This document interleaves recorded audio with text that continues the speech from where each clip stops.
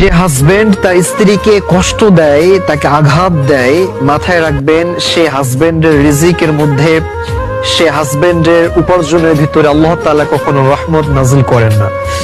স্ত্রী এটা এমন একটা জিনিস, আল্লাহ তাআলা এর ভিতরে এমন একটা জিনিস রেখেছে, দেখবেন যে স্বামীর যে স্ত্রীর প্রতি যত বেশি মায়া কাজ করে, আল্লাহ তাআলা ওই সংসারের ভিতরে তত বেশি রহমত বরকত নাজিল করেন। যে হাজবেন্ড তার স্ত্রীকে কষ্ট দেয়, তাকে আঘাত দেয়, মাথায় রাখবেন সে হাজবেন্ডের রিজিকের মধ্যে, সে হাজবেন্ডের উপার্জনের ভিতরে আল্লাহ তাআলা কখনো রহমত নাজিল করেন না।